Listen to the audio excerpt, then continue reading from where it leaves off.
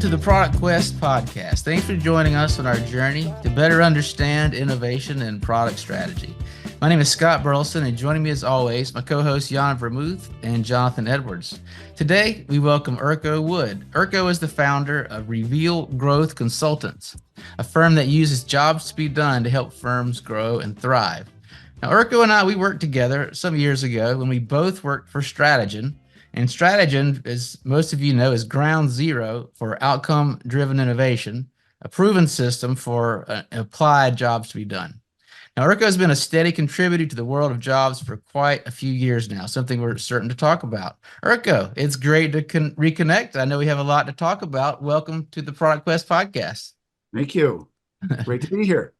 Now, before we even get going, one of the things we're certainly going to talk about is jobs to be done. So just for listeners that are not familiar with what jobs to be done is, what would be your elevator speech of what even is jobs to be done and why is it something worth knowing? Well, for somebody literally in an elevator, I do try to be, like I'm sure everybody does, very sensitive to who I'm talking to, what their role, responsibility, reason for asking. I mean, There's so many, this is like a diamond. There are a lot of ways to look at it and understand what it can do. But I generally, if it's something that kind of unspecified, I would probably say it's a systematic approach for uncovering customer needs, creating unique value, and driving growth. That's not the way, if somebody were asking me what I do, I might say I partner with companies to drive revenue growth by capitalizing on unmet customer needs that set clients apart from their competition. But as you know, these are things that I've been working on for a long time and always tweaking, and I still haven't found the drop the mic version yet, but those are kind of the go-to things for what do you do, Urko? Yeah. Question. It's funny you say that. It's because you're still working on the drop the mic, because as am I, when I attended Strategen's Foundations course years ago, and before that, even when I read What Customers Want, Tony's book, I mean, I am all in. I am on. I am listening. I never stop reading, never stop going deeper and deeper. But then the fallacy of that is assuming other people will embrace it that quickly and with that enthusiasm. And so like you're looking for the drop the mic, as am I. And it's so funny to hear you say that, because literally today, I'm working on sort of retooling that message yet again. I understand. And I think, tell me if this is accurate, I think the reason it's so challenging is because this simple idea, I mean, it's so simple at a high level, has so many profound implications, because really we're uncovering the customer's unmet needs. I mean, every part of the business can benefit. So you really can do all these different extraordinary things that could be one business alone.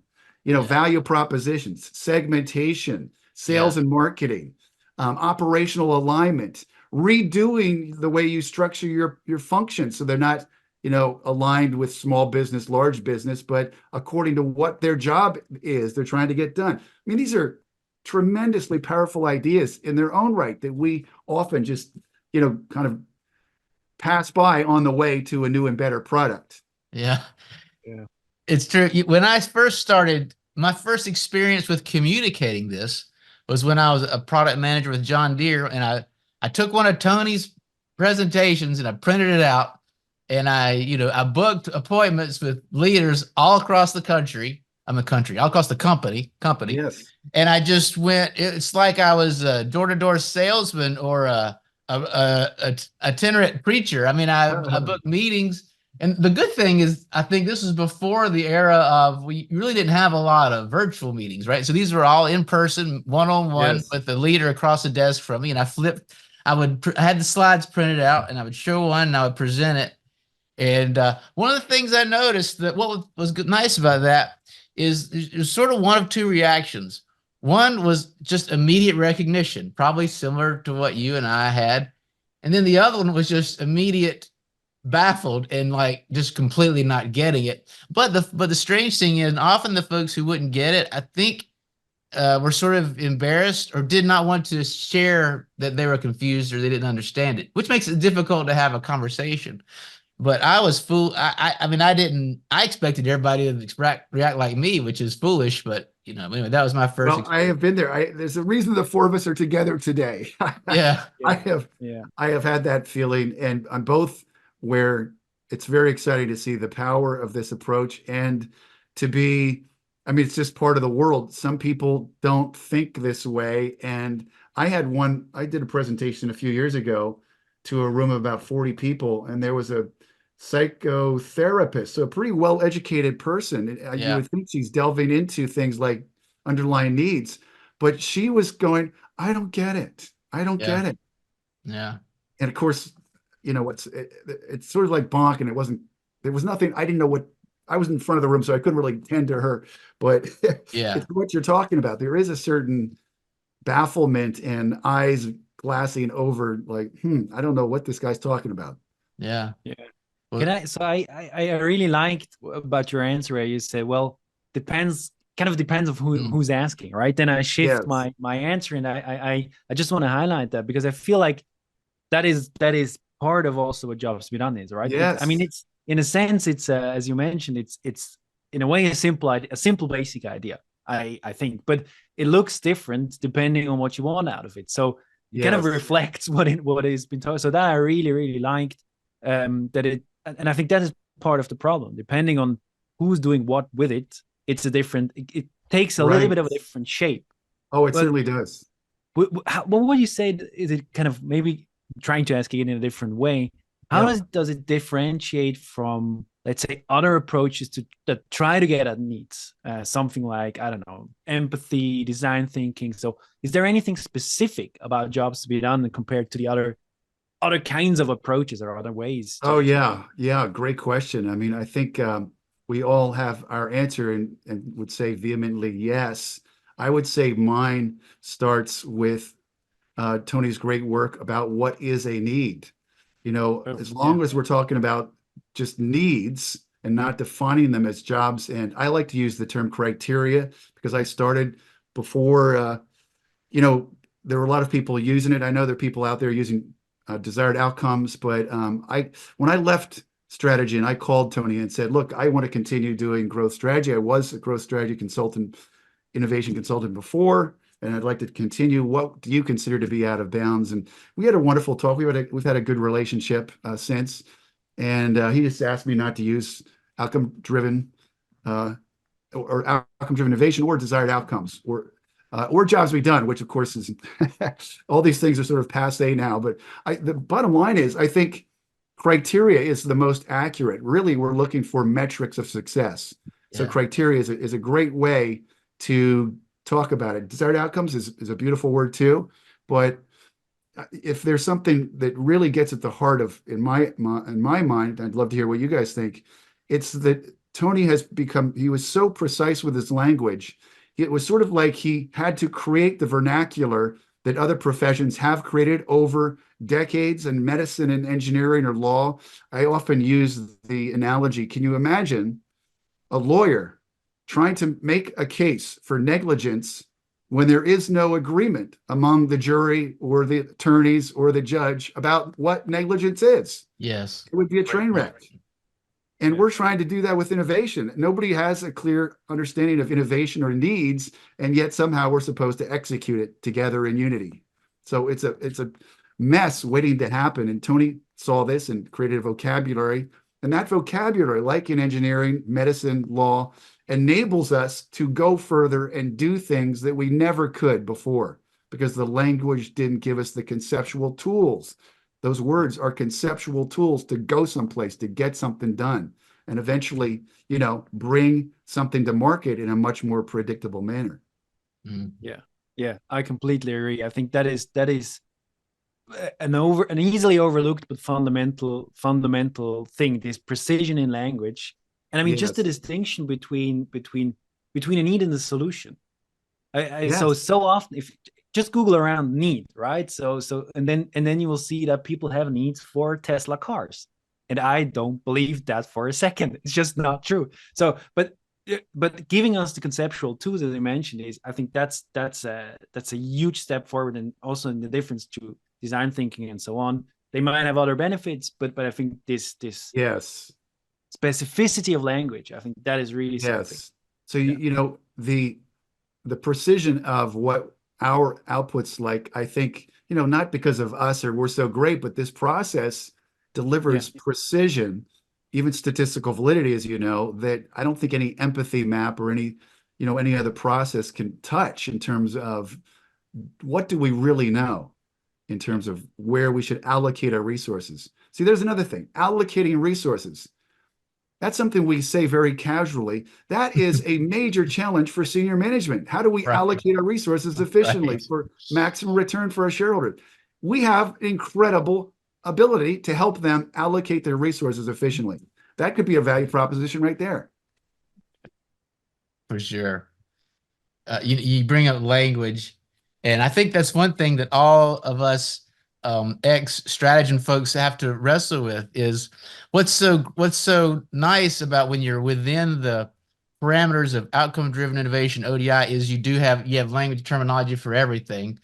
Once on the outside of that, there are sort of at least two forces encouraging you to think about different language. One is, you don't want to encumber on the IP there, the strategy. But the other one is, as your own brain wrestles with these things, you come to sort of different conclusions. And you Yes. mentioned criteria and metrics of success. And I believe, if I'm not mistaken, I think InnoSight calls them job criteria, what we would call an outcome statement or needs, Yes. which I like that a lot. In my book, I called them error statements, which I liked at the time, but now I like it less, like it less over time. I understand. So I just can't quite, I can't, my thinking won't stop evolving despite me wanting it to. And that's the Well, great thing about amen. ODI is Oh. you can at least embrace it and be done with it.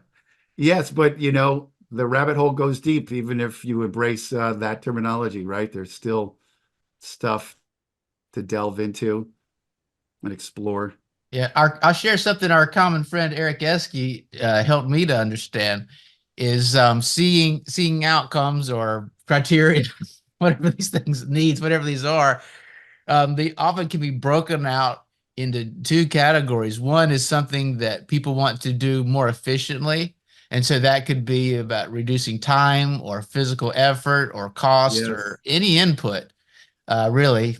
And then the other one is and so infrequently in outcome language, sort of minimize the time is sort of your default go-to. And it could be something else, but that's the Yes. default. And then the other one, if it is a problem, it's something going wrong, you want to eliminate, Yes. reduce, and typically minimize the likelihood is a good, again, it might not be where you end up, but at least it's a if you can identify this as, is it something to be done more efficiently, or is it something that's a problem? And then which of those two buckets is it? And so Eric really helped me to understand that. And now as I teach folks to gather needs, I've found that to be very useful in telling other people to help them to get the skills to write outcome statements, which Yes. is something, as you know, that it's a slow skill for people to develop.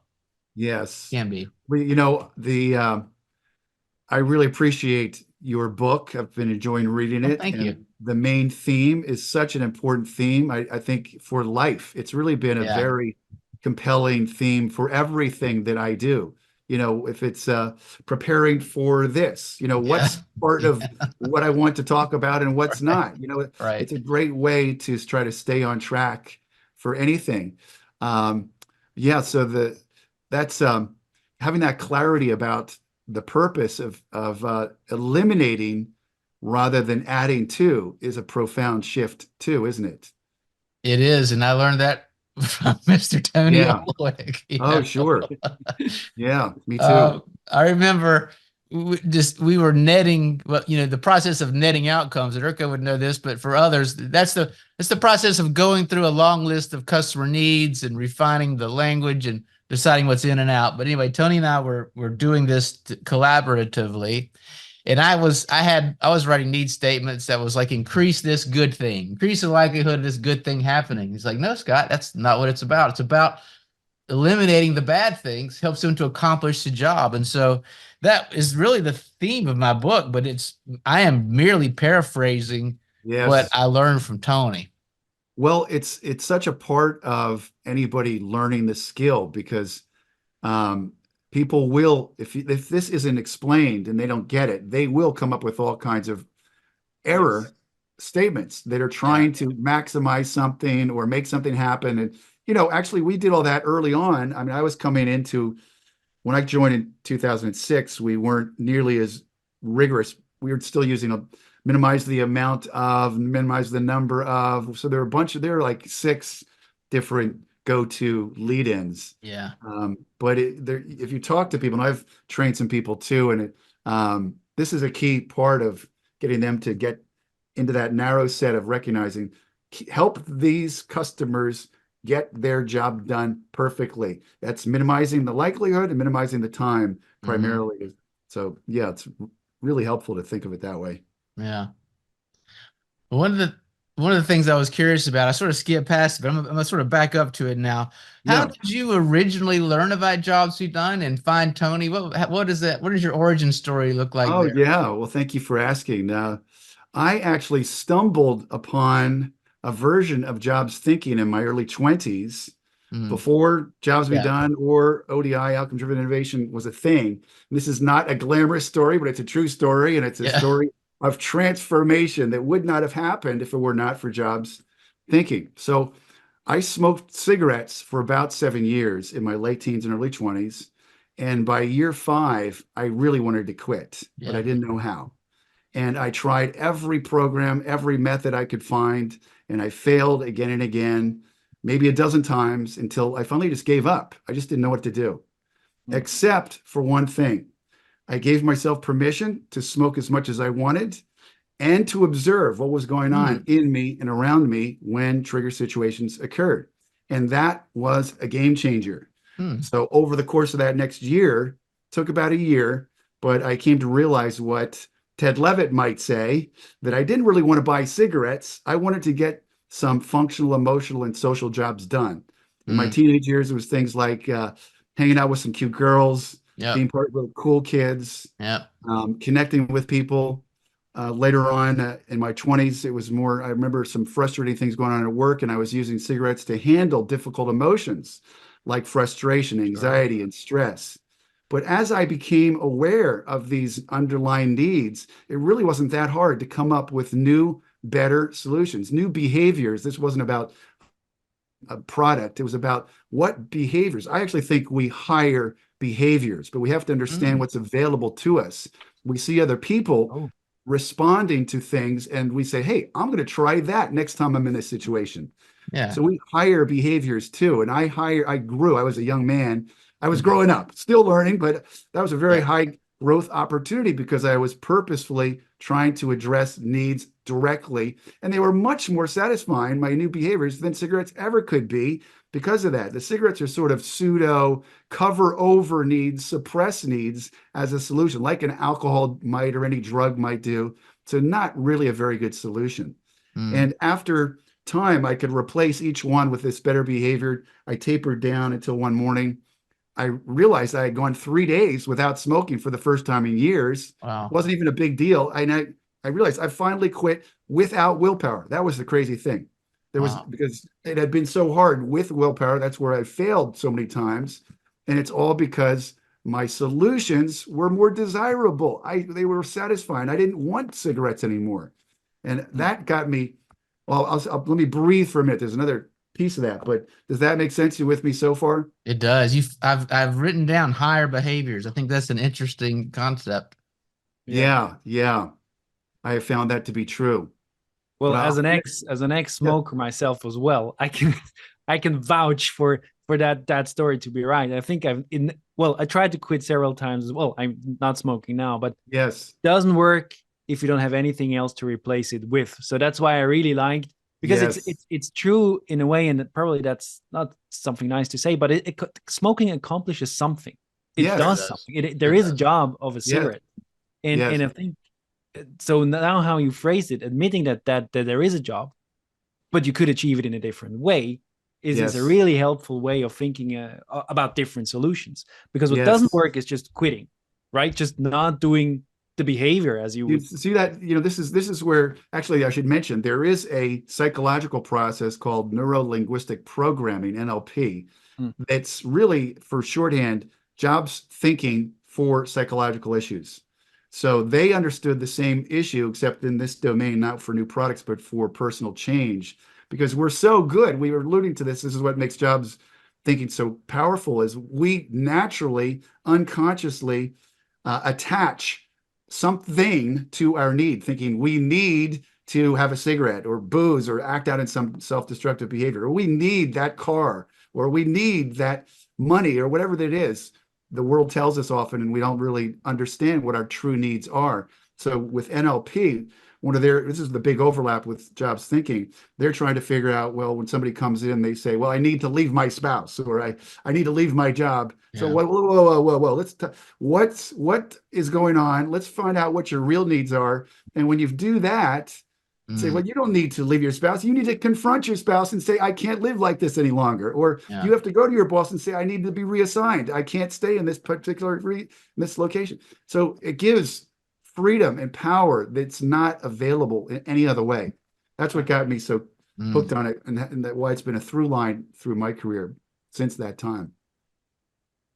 But I'll share one other thing, if I may, about that to finish that up, and then how I got to Tony. And I'll just add that I got pretty excited about the power and freedom that this provided, and I knew from the Cancer Society that 95% of all smokers wanted to quit if they knew an easy way how, which is a pretty extraordinary high number. Wow. So I knew I'd fallen into this easy way out. There are a lot of people. I didn't have a way to help them, but I found myself doing some volunteer work, and through some twists and turns after college, I ended up getting the rights to Smoke Enders Quit Smoking program, which, interestingly enough, I could not find. I didn't know about it when I was trying to quit. But later on in my research about how I might get involved, I found it was created by another ex-smoker, not a PhD, and it was twice as effective. Actually, it's more than that now. Just was checking out how it's doing now. 68% success rate after a year. Wow. But they did not have a good business model. So this was a time when healthcare costs were really starting to kick in, and I got the rights to reintroduce it, rebrand it as a healthcare cost containment program on site. The employer would pay for half, and it took off. This was for the greater Philadelphia area, and it was great. The company in California that owned it hired people for me, handled a lot of the administration. I did sales and management. I moderated the first one, and then graduates were trained from then on. And we had 9 or 10 people after about 2 years, and I was just managing this stuff. But I did see, and I might add, I'm pleased to tell you that the company, after year one, they saw what we were doing and it was working, and they expanded to 22 other cities with the same business model, not doing their hotel room for people who are individual smokers. That thing was passe. But I did see in year three, actually in year two, for a big company like AT&T, you might have 50 people, and then the next year it's 35, and the next year it's 25, and the writing was on the wall. So it was a great experience. And I'd say one of the things that I got and took away from it, besides this way to apply jobs thinking to a greater problem, is it got me interested in business. It gave me an opportunity to experience what I would call the noble purpose of business. I came from a family and background that really saw business as kind of seedy, and there were other better things to do, and I just didn't know. So it was to experience helping people, having fun, making money. It was just an up experience, and that's what motivated me to end up going to business school and pursue things like jobs to be done. So I'm speaking a lot here. Should I finish off the chapter with how I met Tony and that Of course. Yes, please. Okay. Please feel free to jump in and slow me down. I can get excited about this stuff too. Well, let me jump in, because Please, I please. wouldn't have expected this, but I would just want to stretch what you're saying here. I think so. I mean, I had hippie parents, right? So business was a different. It's not really a business world. Let me put it like that. Yeah. So and it struck me so nicely what you're saying. If the purpose of a business is linked to getting people or helping people get a job done perfectly or better even, Yes. that's a very different way of thinking about business than money grabbing, I don't know what shady Oh, stuff. And night and day. so Yes. that's something where I also had suddenly a bridge to business. So I'm amazed that you had this experience as well. Yes. Well, building on that, occasionally people ask me, can you help us improve our culture, make a culture, help us foster a culture of innovation? And there are a Yeah. few things I suggest, but one of the things I try to point out is simply getting people trained in this perspective of jobs to be done is going to have a profound impact on everything, because everybody has a customer internally or externally. Mhm. Everybody can go find out, what are you trying to get done with my output? Yeah. And when it comes to engagement, which is a big deal, you've seen these studies, like only 38% of the workforce is engaged. I mean, it's hard to believe these are real numbers, but um, they're often not aware of what they're actually delivering for their customers. Isn't that a key part of being engaged? If I'm working in some cellar basement place, cranking stuff out, and I don't see who's benefiting or how, it's a pretty depressing existence. Yeah. But if you can help people tie what they do to the change of life in whatever modest way it is, even, it's significant. That is noble. That is something worthy of getting up and going to work for. Yeah. Completely agree. Yeah. I think sorry, I interrupted you when you wanted to tell Oh, how and when you met Tony, right? yes. Sorry. So yeah, just fast forward a decade, and I lived in Philadelphia. Then I'm in Columbus, Ohio now. I joined a strategy firm that we did a lot of strategic account management consulting, building the programs, training account managers, and doing voice of the customer research for our clients with their strategic accounts to help them improve their service and grow their business. Growing key accounts, that's key business strategy. And I learned it worked reasonably well for helping companies improve their current products and services. But by 2002, 4 years into it, I had a very significant engagement where the client needed to create new products and services in new markets. And naively, I thought, yeah, I raised my hand and got Yeah. hired, and realized, Scott, you're laughing with prescience, with knowing where this is going to go. Yeah. So I realized it's not so good at that kind of project. Fortunately, it's amazing how timing can change our lives. But 2002, we heard that Tony's classic article was published, turn Yep. input into innovation. Yeah. I read it, Yeah. and it was just boom. Yep. I got it because he spoke to, not only did he define exactly what I was going through and the problems of VOC very well, he Yeah. gave a better alternative approach. And I thought, this is it. So I applied it as much as I could for that project. And we had some modest success. It would have been better if more looking back, but so it goes. I approached them in 2003, and I think it was Rob Shade responded and said they weren't hiring, and then circled back in 2005. And this was right after his book came out. So they were hiring. Timing was right. I did get through to Tony directly. We had a great call for about an hour. I think he was surprised that somebody out there was actually paying attention to what he was doing Yeah. and could talk the language with him at that point. But I started 6 weeks later. A bunch of us came on, Zach, Rick Norman, and I think there was a class of 6 that Lance took us through some training in Aspen Yep. in early February that year. Aspen's not a bad place to go through training. I experienced No, that not as at well. all. Yeah. I think I was, what year did you go through that? That was first week of February 2006. Okay. Wow. Okay. So I had it the same year in December. So I was right behind you. Okay. It was a fun Excellent. week. Yeah. Yeah. Probably a lot of, it was a good week. It was a good, That was fun. learned a lot. Yes. But I do find it interesting. I don't know if it's personality traits or just interest or what it is, but there's something that brings people together that have this common, maybe just like any common interest. Maybe it was like a fly fishing club. I don't know, but it's like, yeah, but it was the funnest thing was being a strategist and being able to have just conversations like we're having today, like outcomes and just getting like higher behaviors. And I'm going to be thinking about that all day today. But it's just you can't have these there's not a lot of there's the percentage of people that are interested in those conversations is what, like 1% of the population or something. So you feel like I feel like I discovered people from a different planet that we're all from the same planet or something. Like I can that's relate, Scott. I relate. I want to circle back to about um it was either you or Jan said smoking accomplishes something, and I 100% agree. One of the things in my book that I thought was the most controversial, but almost nobody's really pushed back on it with me or against me, is the claiming that customers are make rational decisions. And this was the perspective is that, well, if you're so somebody sees someone smoking, an outsider says, well, look at that irrational person choosing to smoke.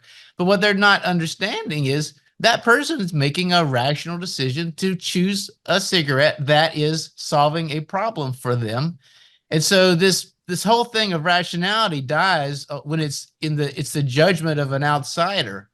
And Yes. I was fully like in other podcasts or forums, I'm like ready for somebody to like come at me, but nobody, but so far nobody has. I I thought thought you that was did a the very most nice job of that stirring section. comment. That was a very well written section with some important nuance, but I like that. I Yeah. think smoking was one of the examples, as a matter of fact. So that's interesting. But when one of you mentioned smoking accomplishes something, 100%. And man, this higher behaviors, which is 100%. Now the thing is, Yeah, though, and this raises another interesting question. I'm sorry, am I interrupting you? you're good. You're good. Yeah, Um, there, from my experience, this another learning for me, and I wrote down some for you. I know that's coming later, but I might just mention it now. Is that there really were latent unarticulated needs, mm, and I needed to dig down for a year to identify them, to surface them, so I could articulate them and find better solutions. So my position on latent articulated needs is now, yes, they do exist until we come along and ask the right questions to surface them so that the customer can articulate them. But it's not that they don't exist. At least that's my point. That's my experience. well, let's talk about that. 'Cause obviously, that's within an ODI circle anyway. That would be Yeah. controversial, right? So tell us more about that. What were some of your latent needs then that came up later? Yeah, well, for example, when I started smoking in high school, it really was there were some cute girls that Yeah, smoked and invited me to smoke so I could get off campus on a free period, go around the corner, have some coffee with some of these cute kids and cool sure. kids. And that was pretty exciting for a 16-year-old. Yeah, Um, and so it was getting a lot of the social needs met, yeah, yeah, connecting with people. yeah, It can be pretty awkward at that age to be hanging out with some attractive girls and just trying to figure out who you are. And yeah. it was an opportunity to do something that there was no other tool for me to hang out with some of those girls. That was part of it. Yep, And some of those guys, one of my yep. best friends, it's my best friend and two girls. The four of us would go down to Duva's sandwich shop, and on a free period, it was only a 5-minute walk away, and do that. So it was handling those social and emotional jobs in high school. Later on, I was in a difficult work situation, and I needed to grow a backbone and defend myself in some difficult situations, just grow more assertive. My behaviors need to get stronger and better. But I didn't realize that I had been socialized. Like a lot of people go through life and their behaviors are just assumed because that's the way their parents did it, or that's the way Yep. their family's done it, that's the way the company's always done it, or whatever. And so I clearly had not thought. I mean, they were rational decisions, like you're saying, at the Yeah. time, but Yeah. because of the long-term consequences, they were no longer desirable. Right. I really didn't like that I was out of control. I wanted to be totally in self-control, so that my perspective changed very much, but I couldn't get a handle on it until I reflected on what was going on in the moment and saw, oh, I see what I'm trying to do. I see what's going on right now. I'm feeling anxious because that guy that's always been difficult to work with is coming in here and he's making some snide remarks. How do I want to handle it? Things like that. So until I could identify them, and then I could generate naturally. Like I love that phrase that I know you're all aware of, that a well-defined customer need is the best creativity trigger. Mm, Yeah. yeah. Once I Yes. had them, it was sort of like the The solution Yeah. comes, the solution emerges when you define the problem correctly, tightly. I think that's super insightful. Now I'm going back to your situation. So you were sort of feeling awkward in these social circles, and some of your unmet or unknown or latent needs. Would that have been something like your desire to be part of a tribe or something like that? Like you Yeah. weren't aware you had these feelings like feel good, feel bad, feel anxious Yes. feelings, right? But you weren't aware that part of that solution or the root problem was like, you didn't feel a part of the tribe or something. Am I interpreting that correctly? Yes, I think it solidified my, what do they call them? Bona fides. My, Yeah. Yeah. it was part of the cool kids because I hung out at Duvas with these cool kids. Yeah. And it was fun. I mean, they were my best friends eventually, but initially it was a rational decision. I didn't think about it. It's like, oh, they're going to be That's down right. there and they're inviting me. I'm going. That's right. That's right. Yeah. But later on, I realized, look, there are better ways to get my social needs met. I became more thoughtful about connecting with people with real conversations, not just like, superficial stuff, but tell Yeah. me about your background. If I'm hanging out with somebody, tell me about how you came to work here or whatever it was. Yeah. And there are better ways to get those social and emotional jobs Mm. done. Wow. Yeah.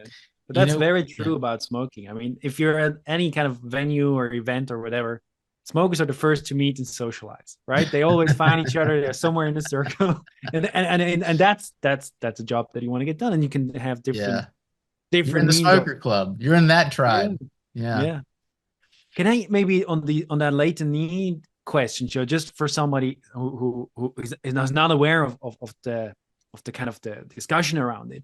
So would the argument or the counter argument be something like this? And correct me if I'm painting a wrong picture, but they're saying, well, customers do have latent needs, which means they are either not aware of it or they can never articulate it, or there are needs that you kind of cannot uncover, so it doesn't make sense to talk to them, so they Yes. will not know what they want, so Yes. it's useless to speak to customers, or Mm. you have to put kind of the stuff in front of them and then they might say yes or no. Yes. And you're kind of, and then probably Tony's position would be like, that's a bad idea, like a confused idea, that's not true. Yes.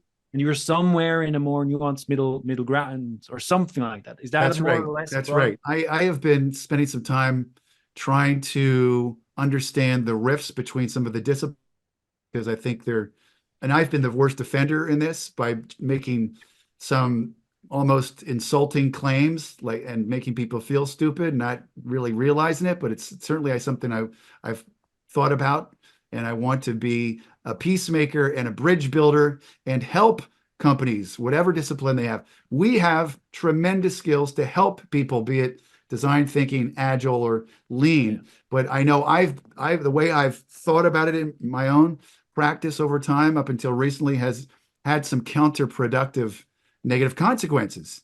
So I actually posted this online recently and invited some of my jobs to be done, my design thinking friends to comment. And actually a previous client commented too. And he said he was happy not taking a position on this. I'm not sure. I didn't explore that with him too much because this was all in text. But the thing that was most interesting, he said, he had worked at Microsoft for years, and he strategist. You may know who I'm talking about. He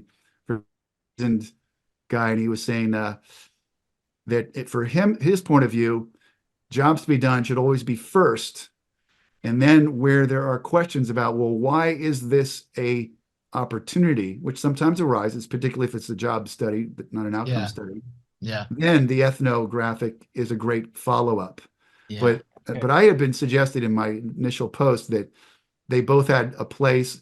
And I like to think of jobs to be done as sonar. And if you point your sonar in a certain sector, you will find the submarine or the hidden treasure or the sunken Yeah. ship or whatever it is.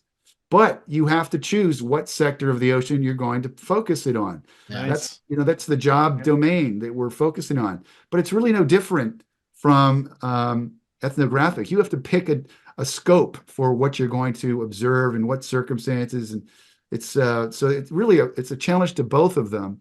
But I was thinking initially that ethnographic could sort of surface things that we might not go to explore. We might not know are opportunities to explore with jobs to be done. And he was saying, no, do jobs to be done based on what you do know. And because he's seen too many people use ethnographic with very little basis. They'll go out and spend a lot of time based on an assumption that's very unfruitful in his experience. Right. So there's still some back and forth about the best applications of these things. But I guess the main thing I wanted to do is to say the truth as I see it, which is that they really do exist. The question is, how do we get them? How do we help people to become conscious of them so that they can articulate them?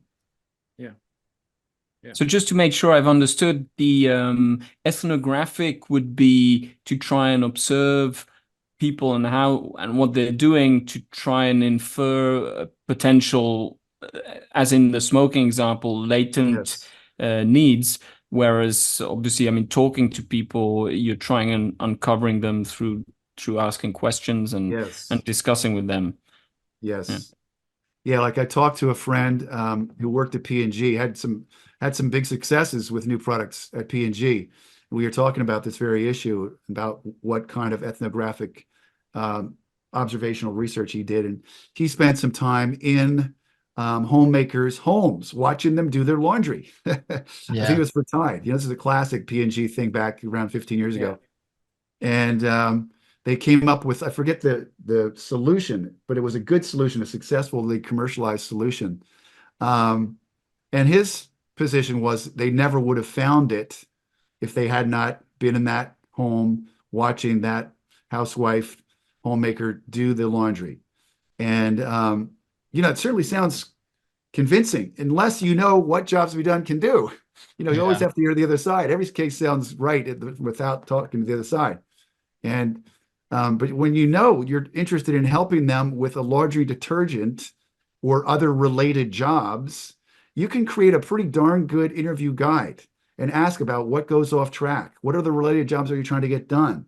Yeah. What are you feeling about this? Why is this important to you? You spend a lot of time doing this. Does anybody else do it? There are a lot of great. So I still believe that ethnographic is unnecessary in most situations. At least in my experience. Maybe I've had limited projects where that might be. I'm always open to it. It's nothing wrong. I think it's got its value, but I think if you're clear about your scope of what's in bounds and the business objective, it may take some time to cultivate the right questions, the right tone. So you have to eliminate bias so people feel comfortable with the emotional stuff. That's always a challenge, but I've never found that to be a problem ultimately. Yeah. I love the discussions between jobs you've done practitioners, though, as we sort through these, and it's my observation that, again, maybe it's because we are all from the same planet, but that there typically folks with their jobs be done. Well, I think I have a theory about it that I'll share, but well, I'll just share the theory first. Yeah, okay. Even jobs to be done is a solution to something.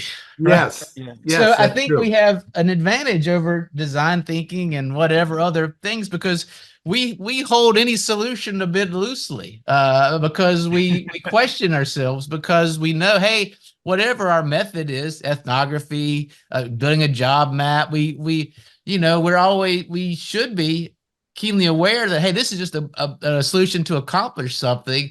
Yes. So I think that gives us a little bit, helps us to keep a little distance where we're not like personally offended with somebody has a position different than ours, because we like, oh, maybe there's something to that. And we don't want to be, if we believe anything about jobs to be done at all, that customer hires a product to accomplish a job, then we should not, we're just as guilty as everybody else if we love our technology so much that we don't worry about what they're trying we're going to be another about. hammer manufacturer trying to smash the nails. I'm not sure if I articulated that very well. No, I think I get it. Yeah. And matter of fact, one of the things I love about jobs we've done, and one of the things that I've tried to do in my practice, is keep the process very versatile and loose. Yeah. Driven by the client's needs. So that can be, I can give you two quick stories on two ends. Please. Yeah. One is a friend who teaches and is in administration. Now he's actually a head of school for a charter school, but he was just a couple of years ago a teacher and on a committee to help the school. It was one of 6 middle schools in a suburban school system here. And there's a thing called, I think it's called Panorama. It's a pretty widely adopted in public schools to get a sense of the culture, among other things, in the school. And you're rated against those other schools in your district. So there's 6 middle schools. They were dead last in the culture. And there's some particularly disappointing scores from the students talking about they didn't feel respected, they didn't feel valued, things like that. So the head of school at that point, where he was teaching, asked him to be part of the committee, and they got together and started generating ideas. And he knows what I do, and he immediately reached out to me and said, "Help! Yeah. Let's talk. We're headed for a train wreck. I've been here, seen this." And the simple shift. So here's one of the lines that I found helpful for people to get it, is that the trick to innovation is to shift our focus away from generating ideas to helping our target customers get their jobs done. Yeah. So I had dinner with him. This was a simple, we talked a couple of times before meetings. He just injected some questions about, I wonder what the students think. Yeah. That changed the course of the conversation. And they said, well, okay, maybe we can go talk to them. And he went out during recess and he had a sign saying, "What does respect look like?" And he's a popular teacher. So kids would come up to him and say, Mr. I won't put his name out there. Yeah. But they got great information from the kids. And in the very next reporting period, they went from last to first. So I love those stories because it shows the mindset. Another one I'll share, if I may. I know if we go over, it's up to you. I know we're running down here, but am I okay going? You're good, man. We're here to learn Okay. from you. We're good. Okay. Well, there's another one. This was a regional accounting firm, and we've done some bigger business. Just to get the other end, it's also versatile. The process we use, the 6-step we use, can handle the multi-billion-dollar complexity too. But one time where I really got tuned into the power of just the mindset was when I worked for a regional mid-sized company, an accounting consulting firm, and we helped them to find new revenue streams, create 2 new business lines, 2 new service lines, make an acquisition in a joint venture. So it was a big hit. Did a case study. Went back a year later to do that case study, and I asked the managing director, what was the biggest impact? Of the work we did, what would you say was the number one biggest impact? And she said, without hesitation, the mindset shift. Now, I was hoping to hear about the millions of dollars and the new service lines and acquisitions, but she said it was the mindset shift. Said we no longer say to our clients, "Here's the audit." Now we say, "What do you want to get done with that audit?" And we think, what good business advice can we offer to help them beyond the audit as well? That's a profound shift that all their associates and their partners, about 180, I think, of them now, are now doing. And you've got to believe that's a competitive advantage for that firm. You can see why she said that. And we get lost in all the details of the operations of capturing the needs and deploying the surveys, and that we did the qual only for them. But it was very powerful, just that simple shift. I love that story, and it supports something that I've always believed, that there is. So again, if you go to ChatGPT and what has jobs be done, it'll spit, because I did this yesterday. It'll tell you it's a research process, but it's so much more than that. It's a complete. Even Tony's book, What Customers Want, it describes a research process. However, there's this mindset you referred to that has tremendous, maybe more value than the research. It's certainly much more than the research process. This mindset has such a huge value. So I love that story. It's just something that it's one of these things I sort of believe, but have not had a lot of. It's just sort of a belief with no evidence, if you will. It just so that's a great story. Yes. just so how you mentioned a 6-step process. Tell us about how, like, what your process is with Reveal Growth Consultants, and how do you work with clients, and um, what sort of Yes. Well, steps you thank you walk for them asking. through? It'd probably be easier if it's okay with you. I have one slide that, Yes, please. okay, may I pull that up? I Yes. think that'll be the Are you easiest able to way. share? And we can talk it through Yeah. for the people who are Yeah. listening only. Yeah. But It's always a good moment to plug our YouTube channel. So yes. That's right. If you want to So see this, go to YouTube, search yeah, Product Quest podcast. okay, I'm going to start by I just introduced this, and I'll go fairly quickly, but as always, I know you won't be reluctant to jump in and say, well, wait, tell us about Yeah, what you take mean your by that. time. Take your time. Okay, good, thank you. So I should say how this put this in the context. I don't just say, "Hey, are you a buyer?" And try, put it in their face. Yeah. I've had some conversation with them. I've met them someplace, and I always try to maintain the personal connection when I'm meeting somebody and maybe learning that they're a prospective client. I will always say something like, if I identify an area that I think makes sense for us to meet. Um, hey, some of the things that you just mentioned are exactly the kind of work that I do for my clients. So if you ever want to meet at a later date to talk about your business and explore how my firm can help you achieve your objectives, I'd be happy to do that. So I can just continue with the conversation, talk about whatever we're talking about. If they're interested, we can meet. So, but if they do meet, I also will make a point of getting three things from them before I go into this. And this is, I think, all important because this is only going to be helpful if we achieve or I achieve. I think this part of the process. This is a job map for the institutional innovator. That's what I'm trying to create here. That's why it's so flexible. So whether you're a high school or middle school, you're a medium-sized business or multi-billion dollar, you have some steps you need to go through in a certain sequence if you're going to be successful. That's what I've tried to do here. And before, though, I get to this point, because this is now me sharing my solution for them, if you will, my tools and my solution box, I want to spend enough, whatever time it takes. I won't introduce these slides unless I've clarified, I have gained mutual agreement with them about their objectives, their business objectives. This is one of the great things about Jobs to Be Done. It always surprised me when I hear people spend months on innovation only to have the senior manager say, hey, that's not part of our strategy. I mean, that's heartbreaking. But we're going to start with, what are the business objectives?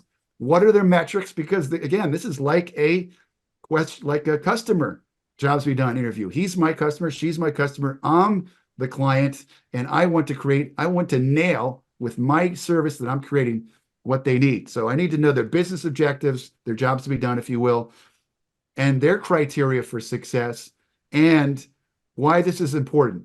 Why is this valuable to them? What's it going to do for them?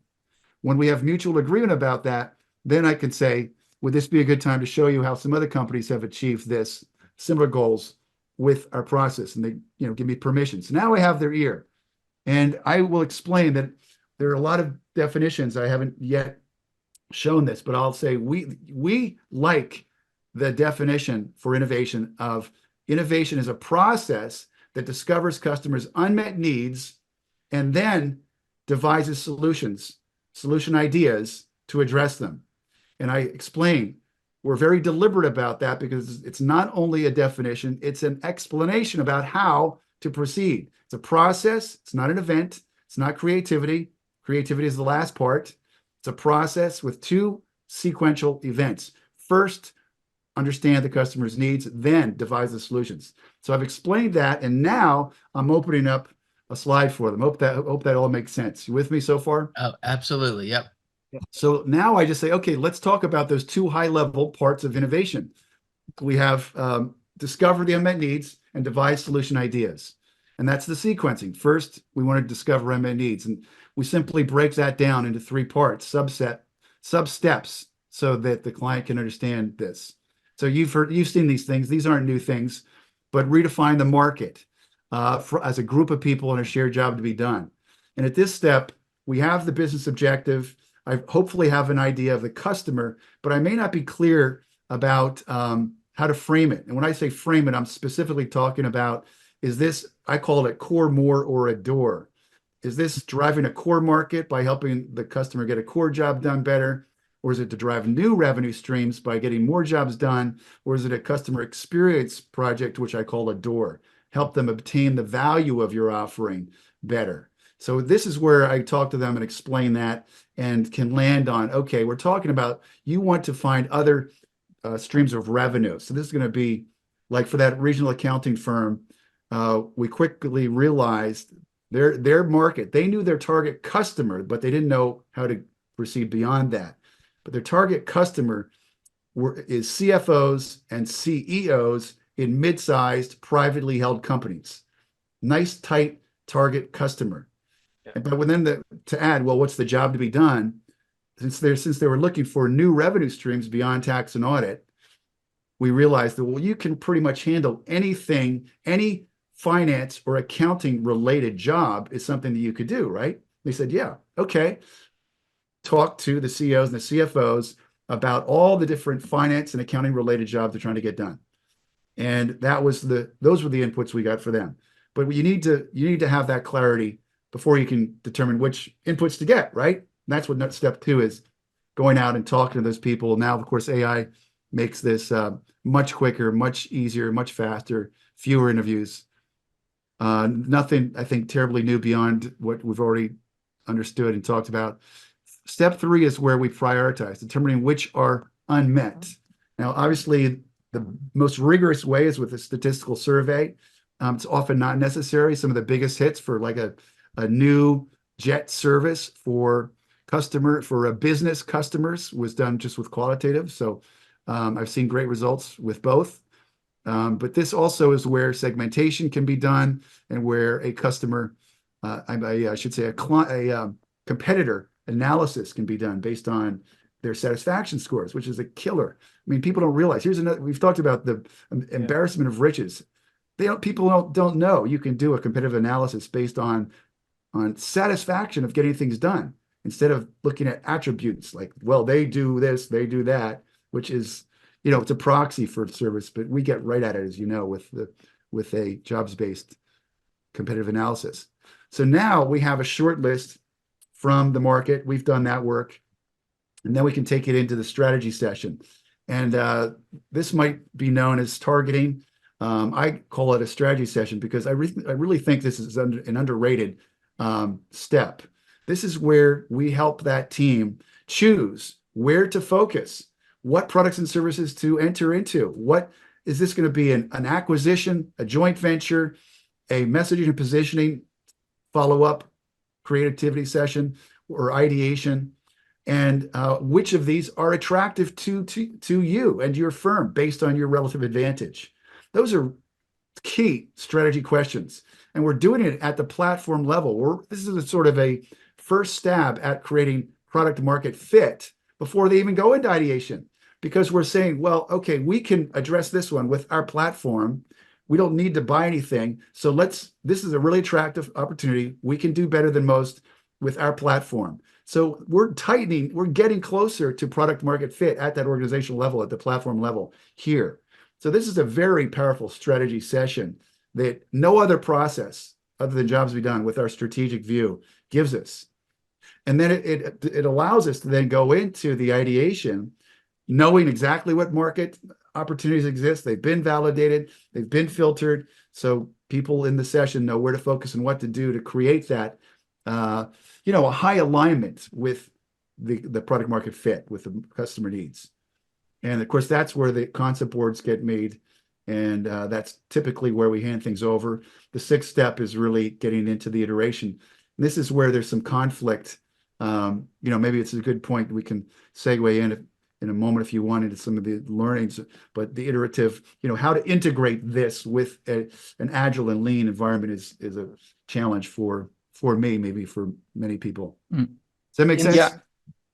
We've all got questions. I like it a lot. Yeah. In step 4, what does that meeting look like? How many people are there? What roles? I'm sure it depends on a lot of things. What does the strategy session look like? Is it how long is it? I'm wondering about the details. Yeah, that's typically in my projects, it's the same group that has been in this from the decision-making beginning. So it's often like a senior leadership team in a mid-sized company. It's not the full group that would be in the ideation. The ideation I brought into, we want a cross-functional team and have many more people, maybe different teams at different tables, the old way of doing it, or in different rooms for breakouts and online. But for that team, it might be like for one company, the CEO, the chief marketing officer, and COO were the three key people. For that accounting firm that I mentioned, it was at that time they had 16 partners. They were all in on these conversations. So it really depends on how they're managed. What's their senior leadership team is, I guess, the key way that I usually find it gets defined. I think a mistake I have made is sort of combining that 4 and 5 a bit. And so having those completely separate makes a lot of sense.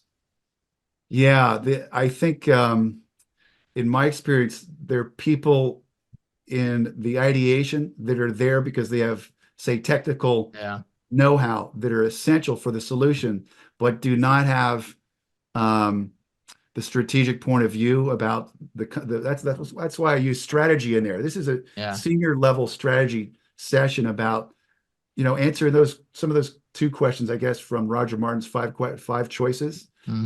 Where to play, what markets, and what products and services, and how do we win? So those are absolutely senior level strategy decisions.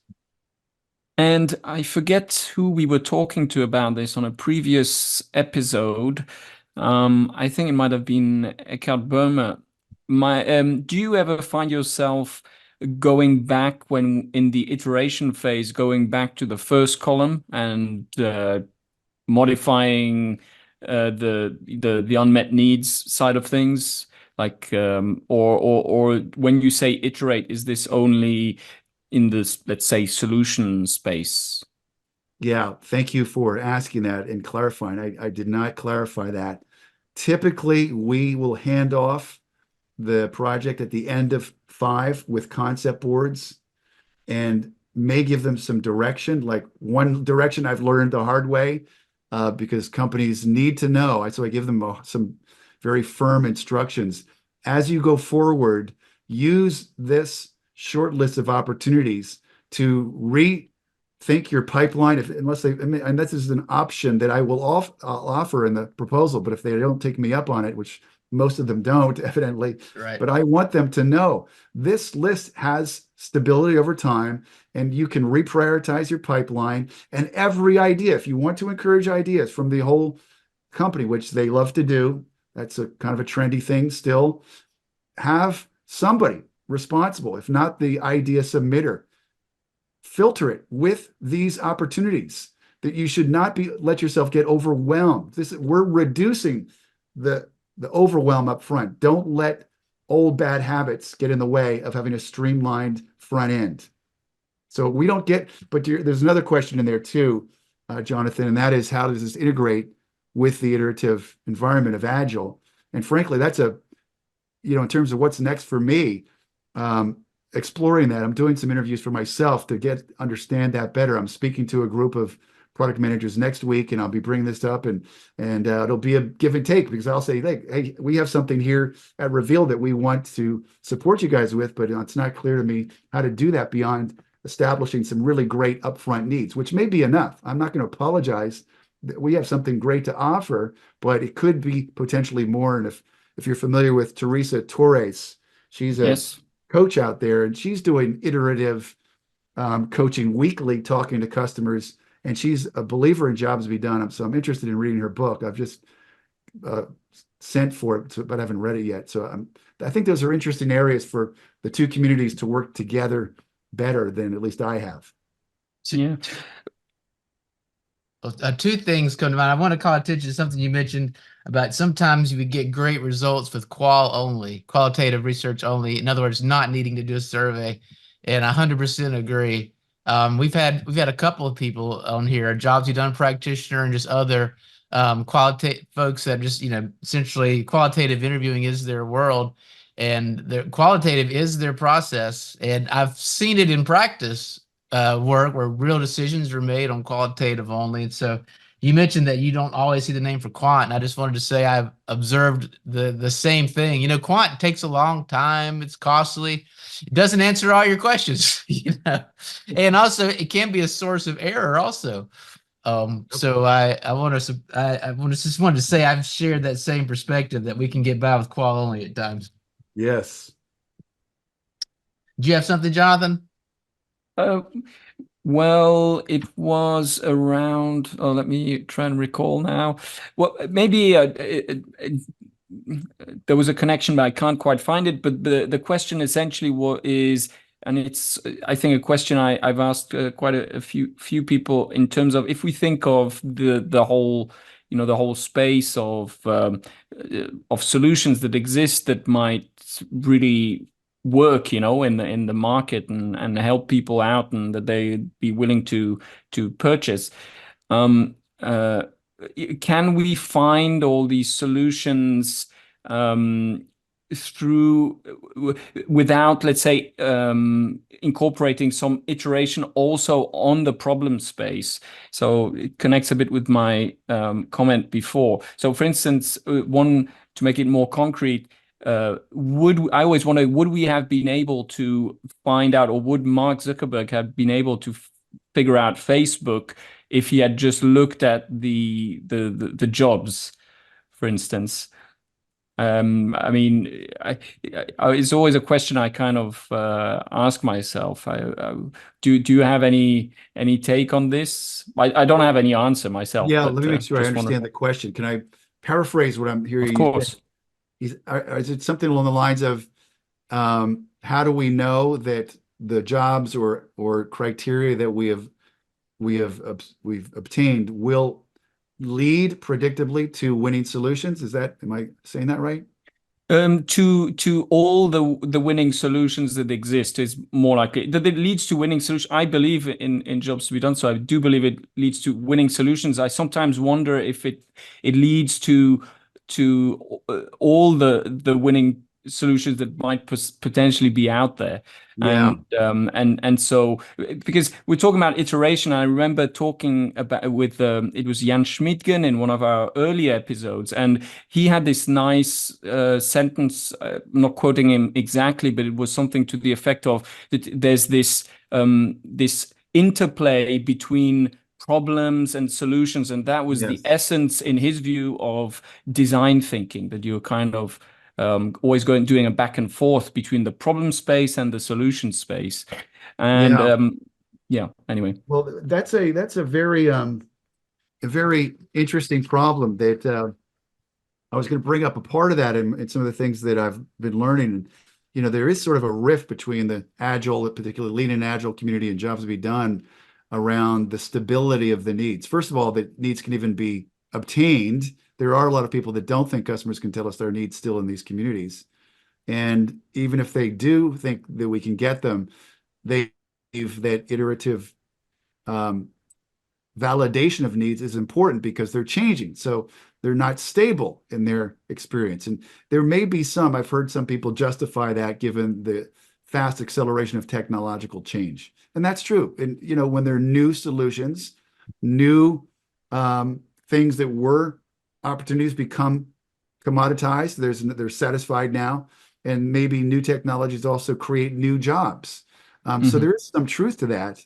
But I think the thing, I guess there are two parts of it. The way that I'm sort of thinking about it is I want to, as a jobs to be done practitioner serving product development teams, I want to work with them within their framework as much as is possible.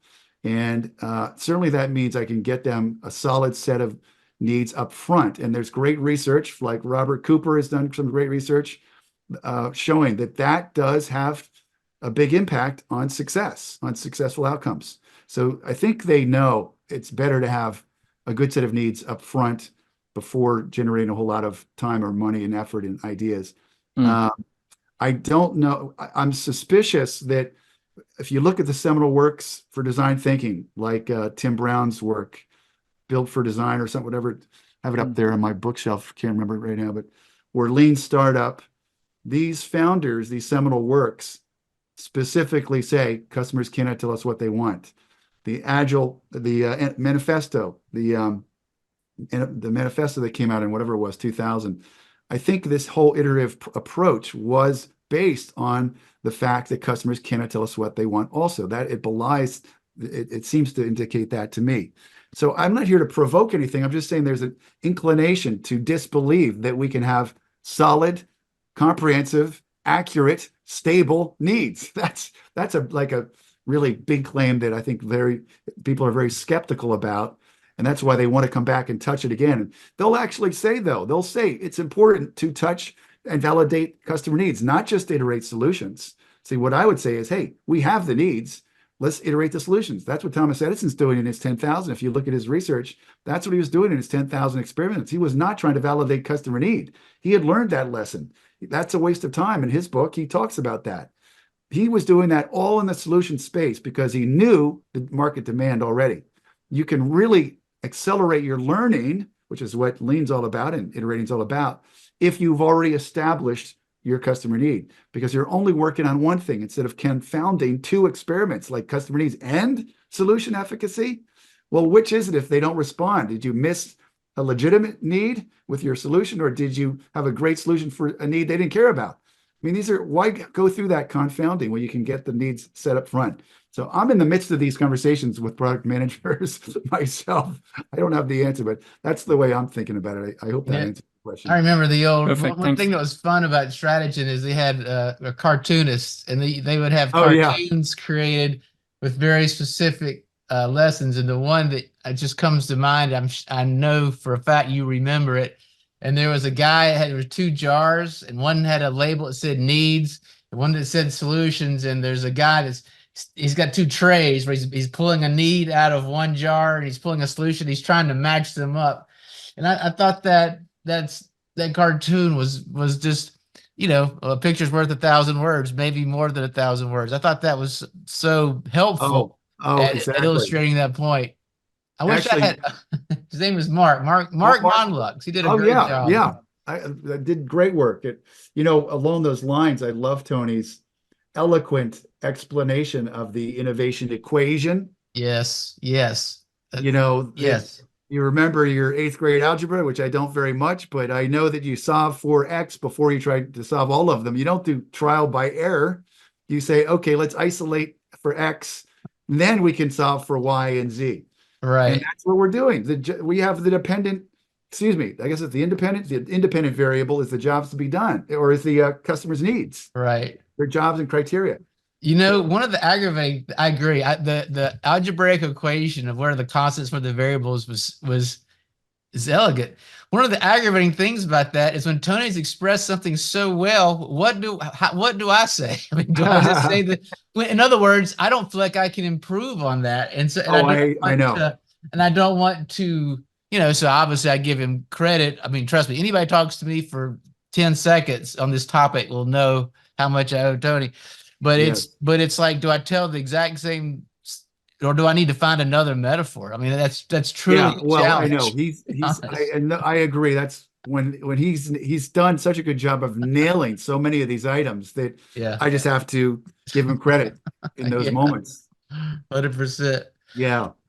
Well, as we're wrapping down, getting towards the end here, I'm wondering one thing. If you could go back to 2012 to the roots of Reveal Growth Consultants, other than buy 1,000 Bitcoin, what would you do differently in your practice based on what you've learned over the years?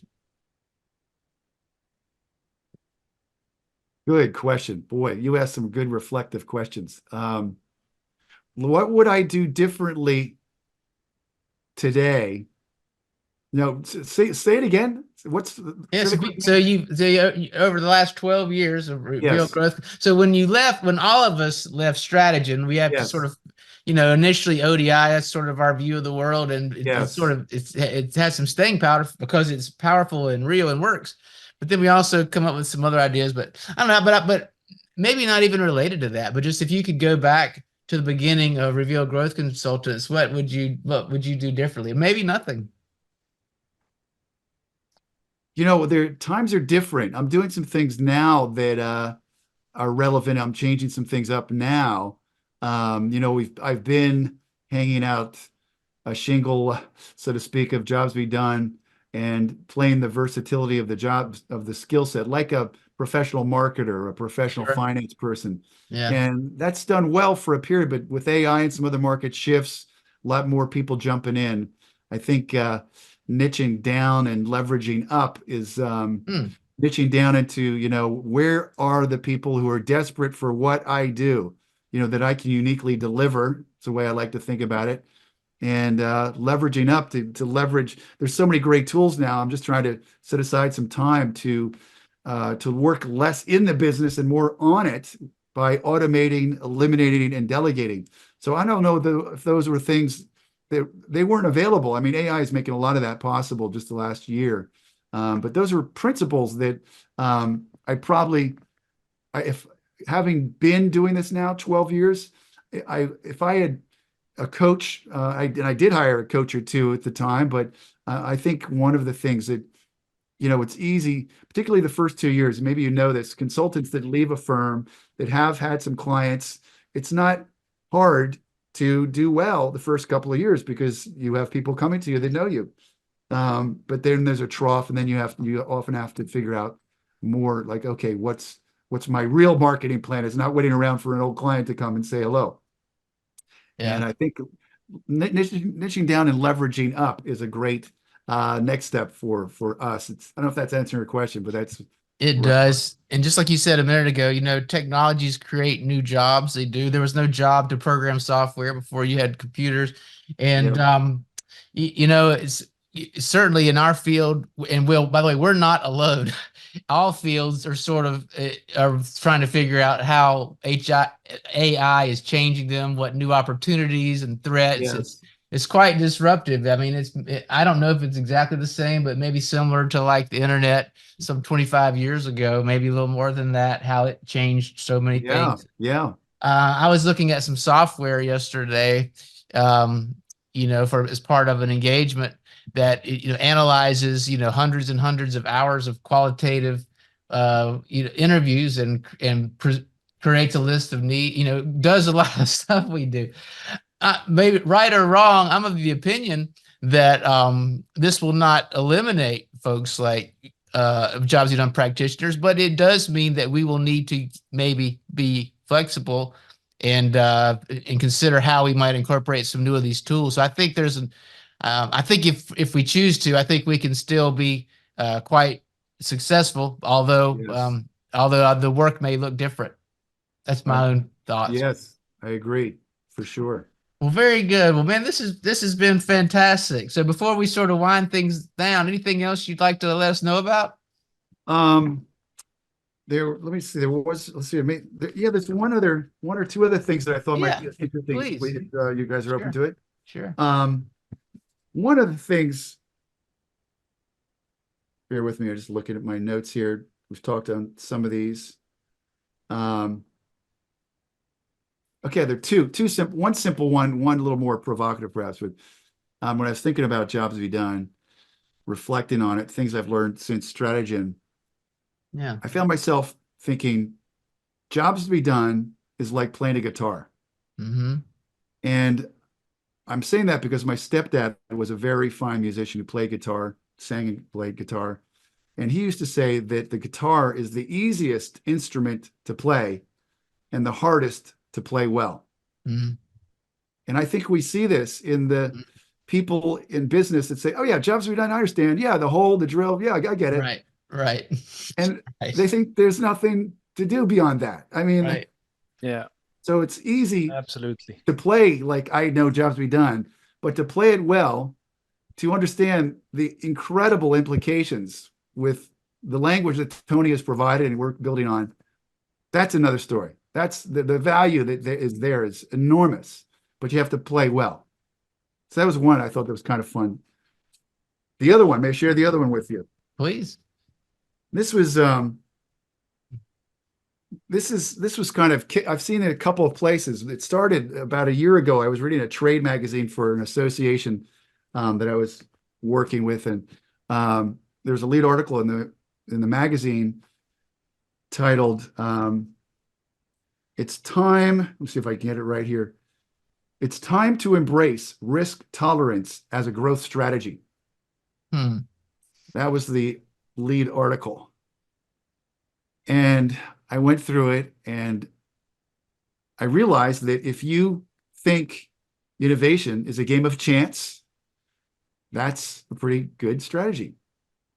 If you believe that customers cannot tell us what they want, that's a pretty good strategy. But we know it's not a game of chance. Customers can tell us what they want. It's a horrible strategy because we know how to minimize risk. That's what we do. Specifically, market risk. I like the framework that says there are two key risks. There's market risk, which is people won't buy what we make because we misunderstand their needs or competitive options. And there's solution risk, which is we can't make what they want.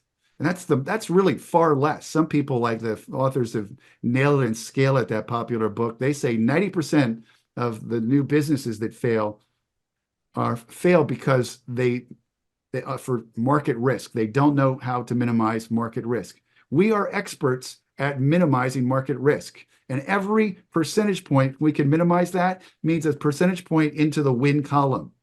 So can to 80% success rates. So to say we should tell the board and the senior management team, hey, our strategy is for you guys who are too intolerant of risk, you don't have enough risk tolerance, you should start expanding your risk tolerance. That's our strategy for growth. Kind of amazing, isn't it? It's like a football like that team. very It's just much. like, hey, just tell your quarterback to throw deep every play. That's everybody go long. That's our strategy. Right. So the second part of that, I mean, people underestimate the value of insight. It's sort of the header here. And I love that quote. I don't know if you've seen this quote by Aristotle Onassis, the 20th century shipping magnate. He wrote that the secret of business is to know something that nobody else knows. And I think, I'm in the business of helping my clients know something that nobody else knows, that we find the unmet needs that at least we're assuming they don't know it because they're not addressing it. A lot of those needs are not risky and expensive. It's a matter of just knowing what they are, and you have the tools, just do it. That's a lot of what our innovation looks like. So it's not risky or messy. This goes also to what's risky and messy is how people are executing the front end. That's what's risky and messy, not innovation itself. But I went back and I looked into Aristotle Onassis's life to find out what might be something that was a secret to his success. And he was famous. This is probably like the mid-early 1900s. He was famous for revolutionizing the whaling business. Nobody thinks about that today. No. Whale oil was used in a bunch of foods and margarine and stuff like that. And he saw an opportunity to create what were called factory whaling ships that not only could hunt the whales, but process them on the ship as well, so that the fleet that hunted them did not have to go inland for processing. They could stay out at sea a lot longer. Totally transformed the economics of whaling, and became a very, very rich man, a billionaire in that era. And I think because we can't see a person's vision, which is usually driven by an insight, we underestimate insight. We talk about courage. We talk about high risk tolerance because that's what we see. But in my experience, even with my little dinky entrepreneur experience that I shared with you, I had what some people called courage or some people called high risk. No, I didn't have a high risk tolerance or courage. I had a vision and an insight that I knew how to serve a market that nobody else seemed to know. And I think that's what's going on with Elon Musk. And that's what's going on with a lot of people. They are experts at minimizing the market risk. They're not great at handling extraordinary risk. That's not what they do. So I think that's a kind of interesting shift on a common adage or story out there. Yeah, 100%. It's funny. You remind me of another slide that was common in Strategist deck, and it was, what do companies conclude? That innovation is an art, that it's only, and I'm paraphrasing, but it's only available for the special people. In other words, you have to you have to have a Steve Jobs, a person like Oh, that. Well, good luck yes. finding Steve Jobs. But there was a quote by Steve Jobs, and I'm gonna paraphrase it because I'm not gonna have it right. But Yes. he was challenged with, well, why don't you, well, somebody will say, well, Steve Jobs never did a lot of market research, but he said that he still said, and again, I'm not gonna have this quote right, but he said it's people don't just buy the technology. You have to understand what it does for somebody. And Yes. I don't even want to try the You have quote. to start with the customer experience Thank you. before That the was Exactly. it. technology. That was Yes. it. We're backwards to the Yeah. technology. And I Yeah. think I actually it just shared a video where he actually he says precisely that on LinkedIn a few days ago because he gets challenged by an engineer Oh, person that's a and wonderful clip. Yeah. yeah, and Yeah. I think it was in I'm not sure now, but he says something similar to that. He's probably said it multiple times. But the engineer does challenge him and says that he doesn't know anything about the technical details and that he should really be working on some That's right. a specific technical thing. And he responds very nicely with something to that effect that it's you have Yes. to think about the customer's experience and Everybody I should thought, watch that video. It's yeah. it's like an Apple conference or something. He listens. He's so patient. He lets oh, the that is a person Yeah, master yeah. class lets the of person get leadership, isn't all it? the venom out, and then he gives just an amazing answer. And he But says, yeah, you're right. He tells the guy, this gentleman, he's right. that's Yes, right. He exactly. starts Yeah, out, yeah. and boy, doesn't he have everybody's attention when he begins with Oh, that? that was a master class in Brilliant. leadership. That was just brilliant. Yeah, yeah. And I think it comes back to, though, like, even those of us, maybe this would be a good way to wrap things up. Those of us in jobs to be done, we need to hold, like, there was the, gosh, what was the band? 38 Special, Hold On Loosely, but Don't Let Go. We need to we should all hold on to our solutions loosely and keep in mind it's just a solution to something else. That's a great point. Yeah. And in jobs to be done, we also, that still applies to us as well. Yes. Well, Exactly. fantastic. Well, everybody, you can find out more about Urko at his website, which is revealgrowth.com, or connect with Urko. That's on LinkedIn, Urko Wood, Urko on LinkedIn. And one final question. Urko, if you listen to our podcast, you might even know what this is. But we're going to have an innovation conference. Okay. It's going to be 3 days. And as part of the festivities, we're going to play a movie. And this movie can be for educational purposes or entertainment or for whatever purposes you want. But we're all going to watch a movie at Urko's Innovation Conference. What are we going to watch together? Oh, innovation.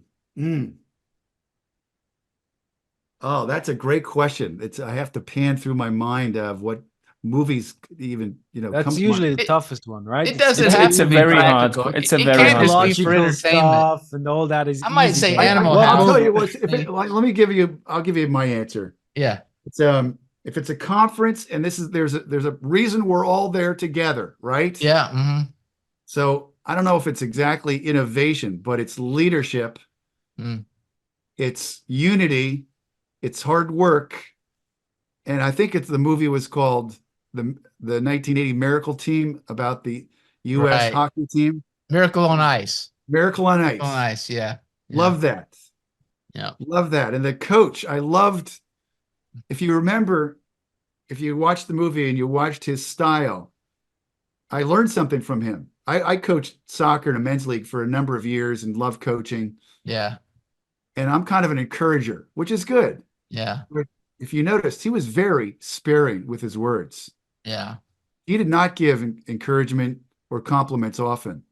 Yeah. And it really worked because when he gave them, they meant something. Yeah. And when he gave them at very important points.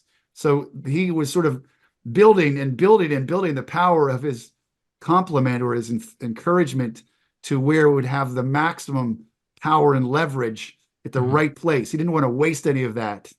And he used it so sparingly. He had great power when the time came to help those kids just put out the best. That's one of the takeaways. So I'm not sure how that rates to innovation. That's a great but- answer. That's a great movie. It's a great point. And I'm old enough to remember the game. It was on tape delay. It was on Sunday. We came back from church and watched it. It had already happened, but you didn't know what had happened. And you watched it. If that doesn't describe what a different era it was. Yes. All right. Well, fantastic. Well, there's a fraternity of us who've worked for Tony and have been jobs we've done practitioner over the years. It's great fun at Strategies. We could have great conversations just like we did today, trying to better understand customer motivation through jobs be done. Urko, it's been great to connect. Thanks for stopping by and hanging out with us today. Yeah, wonderful. Great to spend some time with you guys. Look forward to talking some more. And that, friends, concludes today's Product Quest podcast. Follow us on LinkedIn or reach out to us at productquestpodcast@gmail.com. And we'll see you next time.